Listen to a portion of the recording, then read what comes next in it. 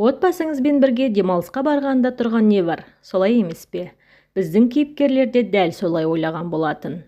Баршаңызға сәлем. Бүгін біз ешкімге айтпай фильміне шолу жасайтын боламыз. Бастамас бұрын арнаға тіркеліп, лүпілдеріңізді аямаңыздар. Лондоннан келген Далтондар отбасы өздерінің жалғыз қызы Агнеспен бірге Италияда өздерінің демалыстарын өткізуде. Олар қыздарын бала күтушіге тастап, басқа қонақтармен бірге тамақ ішуге келеді. Ертеңіне далаға шыққан олар қыздарының ойыншық қоянын таба алмай әлек болады. Алайда ойыншықты олармен бір жерде орналасқан өте шулы әрі дөрекі отбасы оларға әкеліп береді. Солай Пэт және Киара олардың ұлы Энтпен танысады. Пэт Агнесті скутермен бір айналдырып әкеліп, артынан оларды өздерімен бірге ресторанға тамақ ішуге шақырады. Бен мен Луис ойланып баруға келіседі. Тамақ үстінде әңгіме айтып, бір-бірінің жұмысы жайлы сөйлесіп, Пэт өзінің дәрігер екенін айтып, оларды өздерінің ауылдағы үйіне қонаққа шақырады. Сондай-ақ ұлдары Энттің денсаулығында ақауы бар екенін, оның тілінің қысқа болуына байланысты сөйлесе алмайтынын айтады. Бірақ Агнес пен Энт бір-бірімен тез тіл табысады. Екі отбасы достасып, бірге өте керемет уақыт өткізеді. Далтондар отбасы жаңбырлы Лондонға қайтып келеді.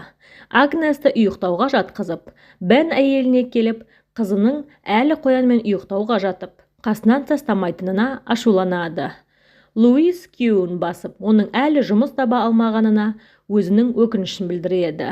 Олар өздерінің демалыстағы досы Пэт пен Киарадан бірге түскен суреттерімен шақырту алады. Бен Луиске шамалы көңіліміз ауланып, демалып қайтқанымыз дұрыс болар дейді. Луис оларды дұрыс танымағандықтан баруға қысылады. Артынан күйеуінің көңілін қимаған ол, демалсақ демалып қайтайық деп келіседі. Көлікпен жолға шыққан отбасы түн ішінде әрең дегенде Пэт пен Киараның үйін тауып жетеді. Олар Далтондар отбасын көруге өте қуанышты болады. Олардың үлкен көне үйін көріп таң қалады. Киара олардың бөлмелерін көрсетіп, Пэт пен Бен екеуі сәдір ішеді. Кешкі асқа үстел үстіне жиналып, өздерінің керемет қаздарын соларға арнап пісіргенін айтып, Луистің веганмын дегеніне қарамастан дәмін татып көр деп жегізеді. Қоқыс тастауға келген Бенге Энт келіп бірдеңе айтқысы келеді. Дегенмен оның артынан Пэт келіп ұлды алып кетеді. Олар тамақтан кейін от жағып, әңгіме айтып отырады. Осы кезде жоғарыдан Энт шыңғырып, оған алаңдаған Луиске уайымдама, 1 минуттасын ұйықтап қалады. Өзінің әдеті деп әңгімесін жалғастырып отыра береді. Луис олардың ет бергеніне ашуланып, сондай-ақ жатын бөлмедегі төсектің жуылмаған кір екеніне таң қалады. Алайда Бен ауылдық жерде бұлай болып тұрады деп оны басады. Қорыққан Агнес қастарына келіп, бірге ұйықтағысы келетінін айтады. Ертеңіне табиғатқа серуендеп, әндетіп, от жағып, тамақ істеп, әңгімелесіп отырады. Әткеншекте отырған Агнес Энтке жол бер деп айтады. Оны тыңдамағасын Пэт келіп, Энтті өте дөрекі түрде итеріп, әткеншекті itергізіп қояды. Артынан келіншектің мойнын уқалап, саған суық су керек деп, барлығы барып көлге жоғарыдан секіреді. Луис Киараның денесінен көгерген іздерді байқайды. Артынан үйге келіп, кептірініп, Луис өзінің үйге қайтқысы келетінін күйеуіне айтады. Дәл осы сәтте Киара келіп, оларды кешкі асқа керемет ресторанға тамаққа шақырып кетеді. Дайындалып төменге түскен отбасы балалардың кафеге бармайтынын, үйге бала күтуші келетінін естиді. Бала күтуші еркек келіп, Агнес пен Энт үйде қалады. Уайымдаған Луис ресторанға кетеді. Көлікті Пэт қатты айдағаны сонша іштерінен қорқып әрең дегенде жетеді. Олар ресторанда тамақ ішіп, аузы жабылмайтын Пэт әңгіме айтып уақыт өткізеді.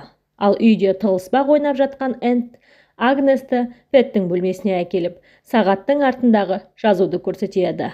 Ресторанда отырған Пэт пен Киара өздерінің төсектік қара қатынастар жайлы айтып, Далтондар отбасын қатты ыңғайсыздандырады. Артынан сендер счетты төлеңдер деп шығып кетіп қалады. Энт өзінің денесіндегі көгерген іздерді Агнеске көрсетеді. Осы кезде үй ішіндегілер келіп, Пэт өзінің сағатының қозғалғанын бірден байқайды. Луис пен Бен бөлмеде ұрысып, өздерінің отбасылық проблемаларын қайта ақтарып, келіншек Бенге ол үшін үй күйін тастап ізінен ергенін, алайда оның өзіне ешқандай да көңіл бөлмей жақындаспай жүргені себепті басқа еркекпен сөйлескенін айтып, екеуі қатты ұрысады. Бұл әңгімені сыртынан біреу естіп тұрады. Түн ортасы оянған Луис қызының бөлмесіне барады. Алайда онда балалар болмайды.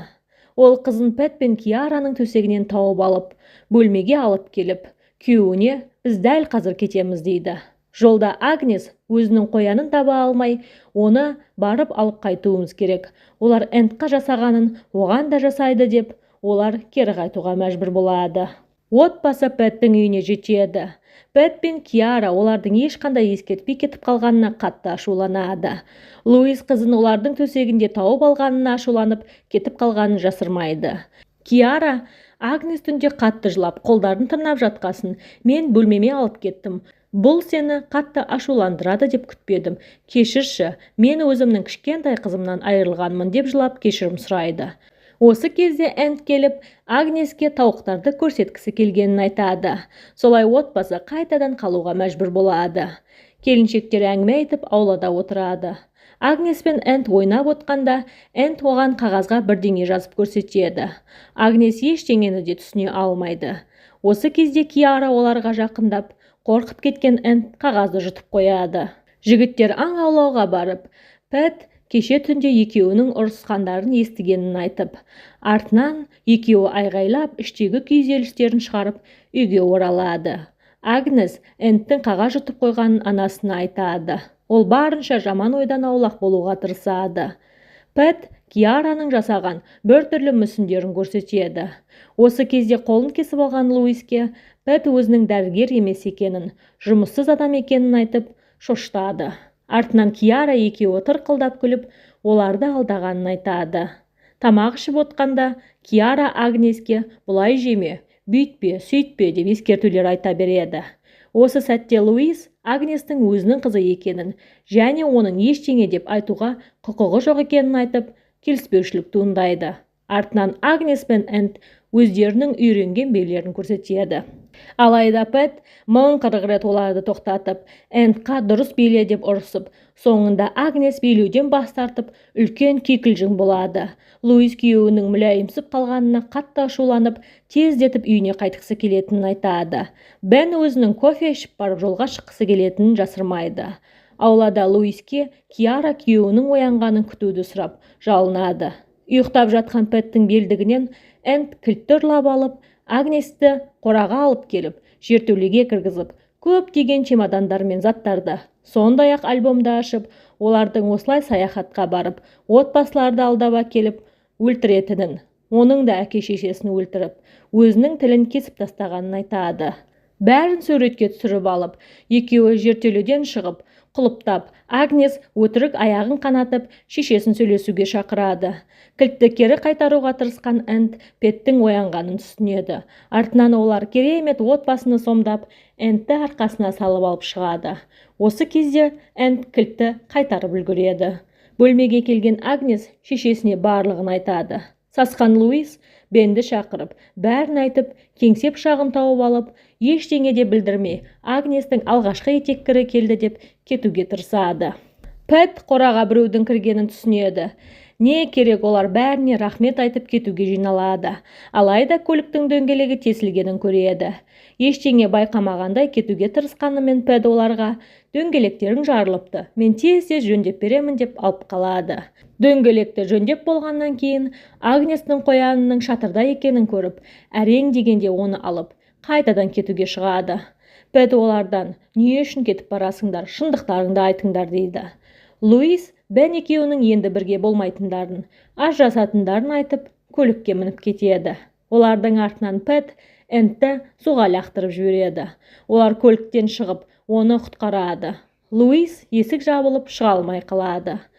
Пэт олардың барлығын ұстап алып, жертөлеге әкеліп, картасындағы барлық ақшасын аудартқызып, пәтер иесіне хат жазғызып, Агнесті мектептен ауыстырып жатқаныңды айтасың.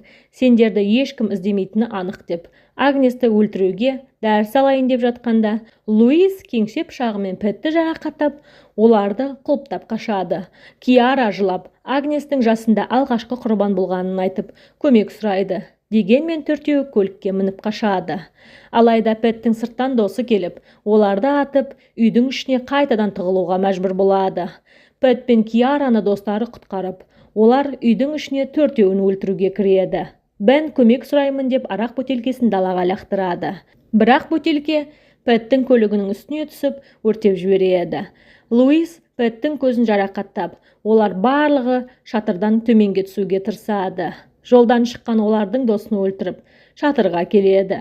Осы кезде Киара арттарынан келіп, Луис оны артынан итеріп құлатып жібереді. Төртеуі әрең дегенде төменге түсіп, бір көлеңкені байқайды. Олардың артынан Пэт келіп, қашып бара жатқан Агнесті ұстап алып, Киараның өлгеніне сене алмай. Енді Агнес Киараның орнында болады деп жатқанда, Агнес оған өзінің адам өлтіретін дәрісін салып жібереді. Барлығы кетіп бара жатқанда, Энд өліп қалған Пэтті кірпішпен шаңғырып тұрып әлі кеткенше ұрады. Солай төртеуі әрең дегенде аман қалып, үйлерінен қайтады. Осымен біздің кино шолуымыз аяғына жетті. Адам аласы ішінде деген осы болар. Пікір қалдырып, лүпілдеріңізді басуды ұмытпаңыздар. Бұл біз үшін өте маңызды.